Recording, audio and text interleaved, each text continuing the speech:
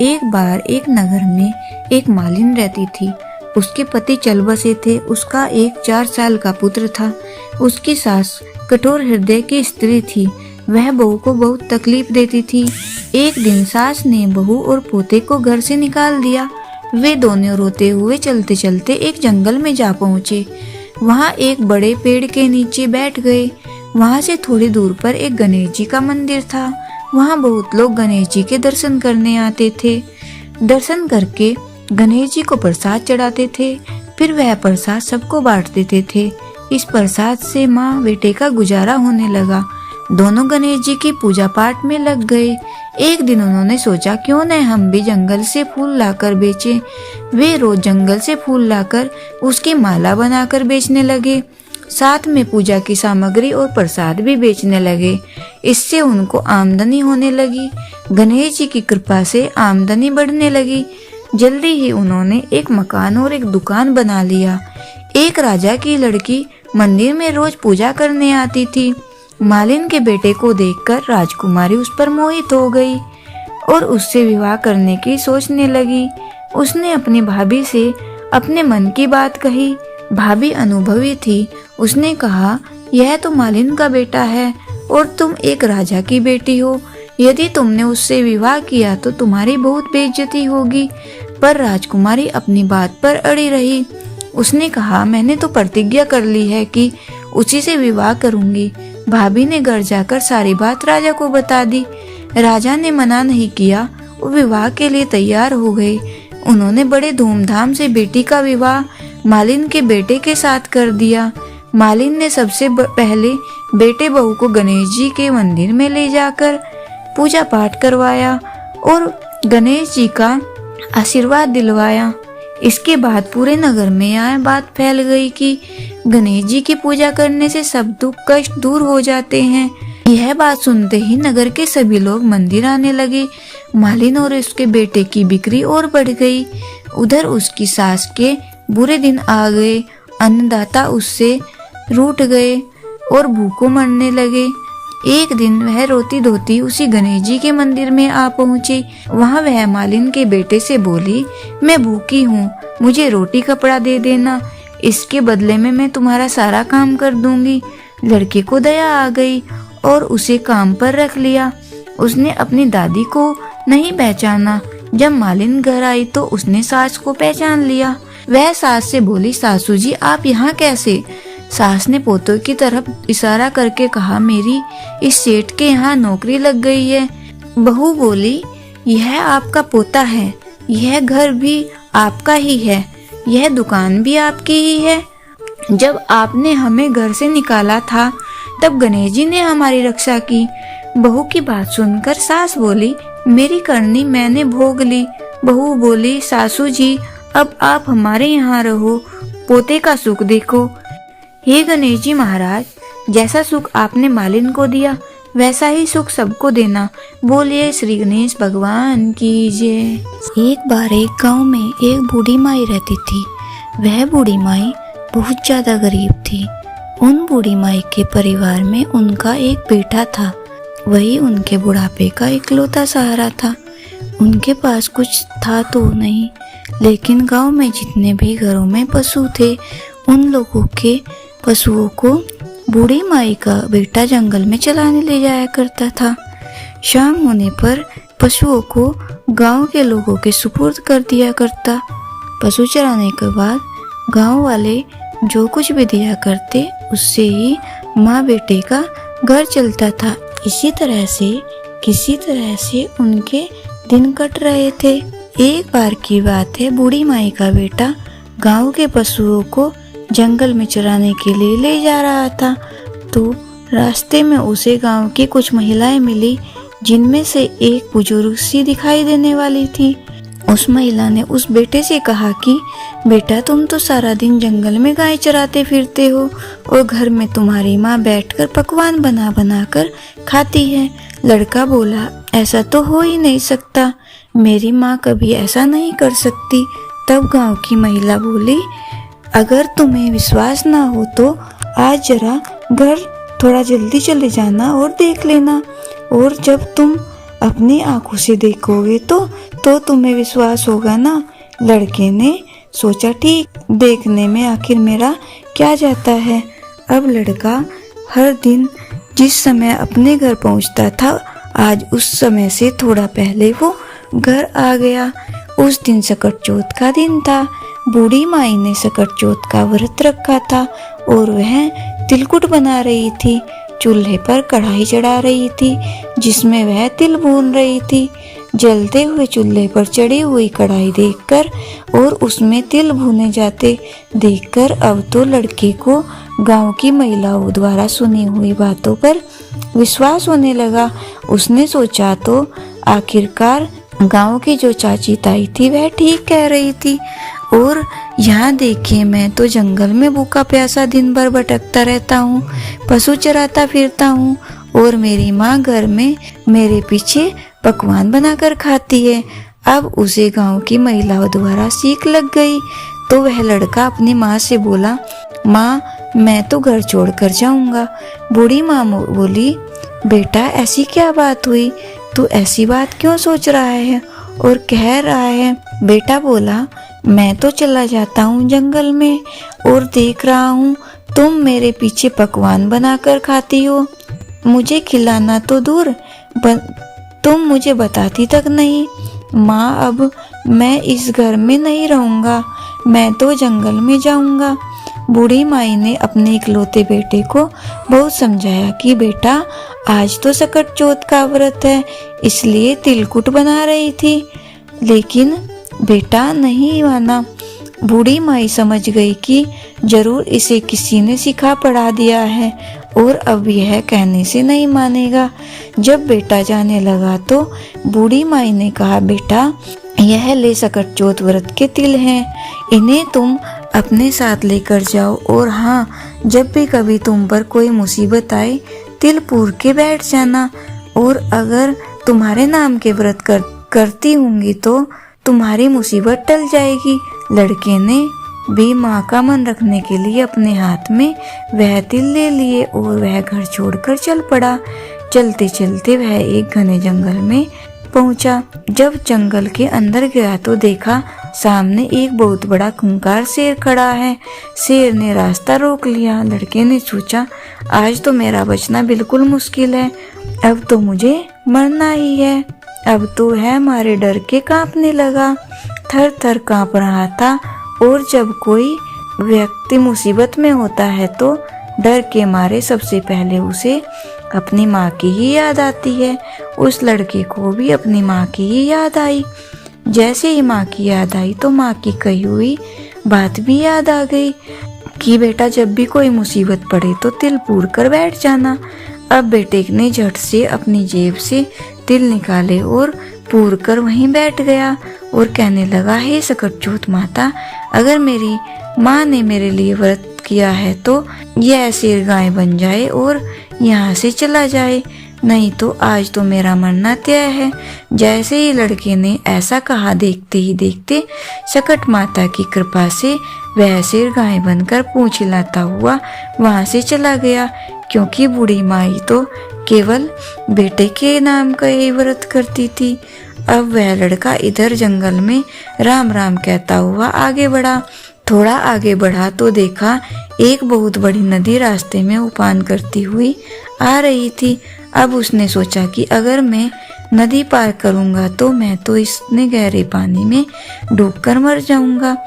एक तो नदी का बहाव तेज है, ऊपर से तो तूफान भी आया हुआ है।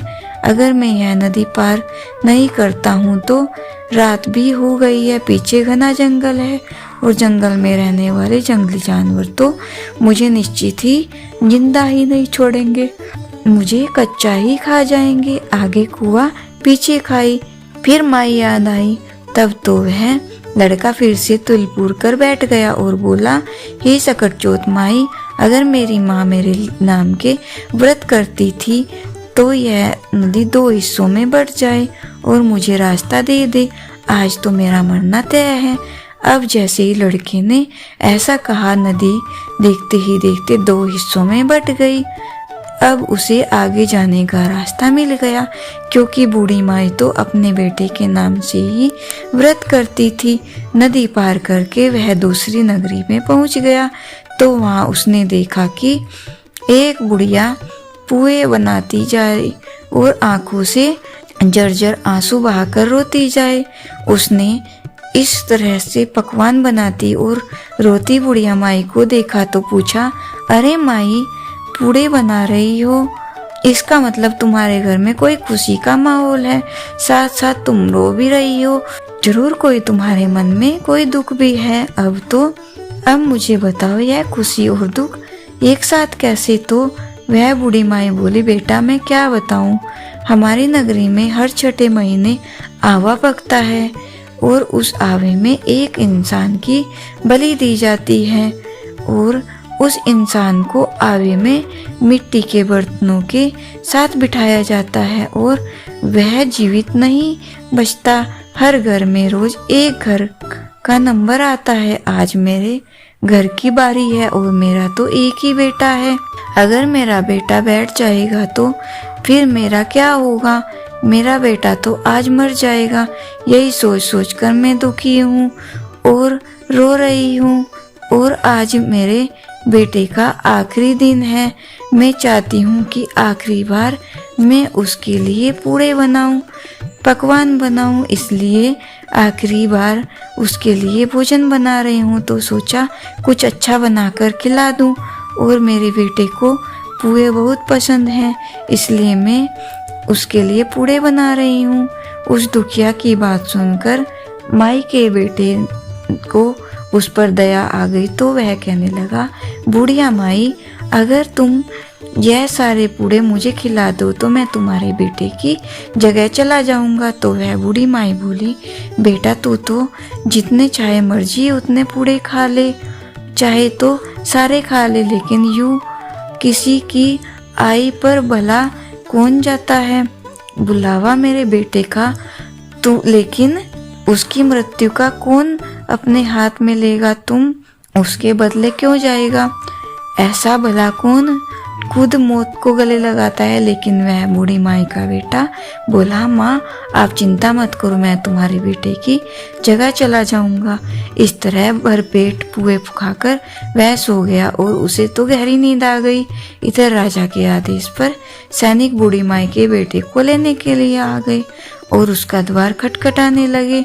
बूढ़ी माई ने जैसे ही आहट सुनी तो वह दूसरे कमरे में सो रहे उस अजनबी लड़के के कमरे में गई और बाहर से दरवाजा कभी कुंडी कभी खिड़की खटखटाने लगी, लेकिन वह लड़का तो गहरी नींद में सोया हुआ था। आखिरकार बहुत देर तक खटखटाने के बाद वह लड़का उठकर बैठ गया और बोला, माई आ गए क्या लेने वाले? बूढ़ी माई बोली, हाँ बेटा आ गए राजा के सैनिक। और फिर वह बेटा सैनिकों के साथ साथ चला गया, जाके आवा में बैठ गया। आवा में बैठते ही उसे अपनी माँ की याद आई। उसने अपने माँ के दिए हुए तिल लिए और बोला, हे सकटचोत माता, अगर मेरी माता के मेरे नाम के व्रत करती है, आज यह जलती आग मेरा कुछ न बिगाड़ पाए। मैं इस आग में ना जलूं, नहीं तो आज मेरा मरना तय है। 3 दिन हो गए, वही पास ही कुछ बच्चे गिल्ली डंडा खेल रहे थे। खेलते खेलते बच्चों को गिल्ली उसी बड़े से मटके में जा टकराए जिसमें अंदर लड़का और कुछ बर्तन रखे हुए थे। आवा पका हुआ था। जैसे ही टन की आवाज आई उस मटके में से, तो आसपास के सभी लोग हैरान रह गए कि पहले तो यह आवा 6 महीने में पकता था, आज 3 दिन में कैसे पक गया? यह बात जानते ही सारी नगरी इकट्ठा हो गई। राजा को पता चला तो राजा को भी बुलवा लिया गया। अब तो इस आवा के चारों ओर बड़ी भारी भीड़ इकट्ठा हो गई। अब राजा ने सैनिकों से कहा कि मटका उतारो। जैसे ही सैनिक मटका उतारने लगे, अंदर से आवाज आई, धीरे धीरे उतारो भाई, धीरे धीरे उतारो। यह सुनते ही सैनिक तो डर के मारे दूर भाग गए कि आज तक तो इसमें से कोई आवाज नहीं आई, लगता है अंदर कोई भूत है। अब तो राजा भी तलवार निकालकर खड़े हो गए और बोले, सच सच बता मटके के अंदर तू कौन है। तब मटके में से बूढ़ी माई का बेटा निकला और बोला, महाराज मैं कोई भूत नहीं हूँ, मैं कोई पिशाच नहीं हूँ, बल्कि मैं तो एक बुढ़िया का बेटा हूँ और मेरी माई मेरे नाम के सकट चौथ के व्रत किया करती है। मैं तो बस गांव की चाची ताई के सिखावे में आ गया और घर छोड़कर निकल आया। मेरी माँ ने चलते समय मुझे यह तिल दिए थे और कहा था कि बेटा अगर कोई मुसीबत पड़े तो वह टल जाएगी। अब भाई यह देखो तो यह तिल पूर के कभी किसी मुसीबत में जाता हूँ और वहाँ पर तिल पूर कर बैठ जाता हूँ तो मेरे ऊपर जो मुसीबत आती है वह टल जाती है। यह बात सुनकर रानी बोली, राजा जी क्यों न अपनी राजकुमारी का विवाह हम इससे कर दे, क्योंकि इसे तो आग भी नहीं जला सकी। राजा ने रानी की बात कही, ठीक लगी और फिर उसका विवाह अपनी बेटी के साथ कर दिया और माई का बेटा राजा के राजमहल में घर जमाई बनकर रहने लगा। अब तो बड़े ठाठ से उसके दिन बीतने लगे। राजा की बेटी और वह बूढ़ी माई बेटा दोनों एक दिन छत पर घूम रहे थे। छत पर घूमते घूमते बूढ़ी माई के बेटे को अपने गांव अपने देश की याद आई और अपनी माँ की याद आई। तो बूढ़ी माई का बेटा अपनी पत्नी से बोला, देखो आज तो हमारे गांव की तरफ बादल छाए हैं, लगता है बहुत जोर से बारिश होगी। राजा की बेटी यह बात सुनकर हैरान रह गई, फिर पूछने लगी, क्या आपका भी कोई गांव है? तो बूढ़ी माई का बेटा बोला, हाँ हमारा भी गांव है, हमारा भी घर है और मेरी माँ भी है, सब कुछ मेरी माँ ही तो है। राजा की बेटी बोली, तो फिर हम यहाँ क्या कर रहे हैं, हम तो अपने घर चलेंगे बूढ़ी माई के पास। बूढ़ी माई का बेटा बोला कि तुम अपने पिताजी से पूछ लो, अगर वह कहेंगे तो तुम्हें हम अपने घर लिवा कर ले चलेंगे। अब तो राजा की बेटी महल में जाकर अपने पिताजी से बोली, पिताजी आपके जमाई तो अब अपने घर जाना चाहते हैं। राजा ने कहा, यह तो बहुत अच्छी बात है, दूर जमाई लाख जमाई, घर जमाई खाक जमाई, ठीक है तुम दोनों अपने घर जाओ, कमाओ खाओ और अच्छे से रहो, हम तो भाई इसी में राजी हैं, इसी में खुश हैं। अब तो राजा ने विदाई से पहले खूब ढेर सारे हीरे मोती जवाहरात हाथी सब घोड़े आदि देकर अपनी बेटी को विदा कर दिया। अब वे दोनों खुशी खुशी चल पड़े। इधर वह बूढ़ी माई का बेटा गांव के पास आ गया। उसने एक सैनिक को अपने घर में भेजा कि जाओ और मेरी माँ को बता दो कि उनका बेटा बहू आ गए हैं। सैनिक गया और देखा कि बूढ़ी माई तो रो रो कर अंधी हो गई है। सैनिकों ने जाकर कहा कि बूढ़ी माई आपके बेटा बहू आए हैं। बूढ़ी माई सैनिकों से बोली, बेटा सारा गांव मेरी हंसी उड़ाता है, अब तुम भी हंसी उड़ाने लग गए। मेरा बेटा तो घर छोड़कर चला गया क्योंकि उसे तो सीख लग गई थी और पता नहीं अब तो उसे कोई जानवर खा गया होगा, वह जिंदा भी होगा या नहीं, और मुझे तो उसकी खबर भी नहीं है। तो सैनिक कहने लगे कि नहीं माई, आपका बेटा सचमुच आया है और अपनी पत्नी को लेकर आया है। अब तो सारा गांव इकट्ठा हो गया कि बूढ़ी माई का बेटा आ गया, लेकिन बूढ़ी माई तो अब तक विश्वास नहीं हो रहा था। तब वह हाथ में जोड़कर सकट माता का ध्यान करके बोली, सकट चौथ माता, अगर मेरा बेटा सचमुच आया है तो दूध की धार सीधी इसके मूंछों पर पड़ेगी। उसे चमड़े की अंगनियां पहनाई गई। जैसे ही बूढ़ी माई का बेटा उसके सामने आया तो अंगियां फटकर दूध की धार छाती से बहकर बेटे की दाढ़ी मूंछ भी गई। अब तो पूरे गांव में हंगामा मच गया कि बूढ़ी माँ का बेटा आ गया है, बूढ़ी माँ का बेटा आ गया। सकट माता की कृपा से माई की आंखें भी ठीक हो गई। जैसे ही बेटा बहू सामने आए, उन्हें देखकर बूढ़ी माई बहुत खुश हुई। बेटा अपनी माँ के पैरों में गिर पड़ा और कहने लगा, माई मुझे माफ़ कर दो, मैं तो चाची ताई के सिखावे में आ गया था, घर छोड़कर चला गया था। तुम तो मेरे नाम के ही व्रत करती थी और तुम्हारे तिलों और सकटा माता ने ही हर मुसीबत से मेरी रक्षा की है। बेटे बहू को देखकर बूढ़ी माई अपने पुराने सारे दुख भूल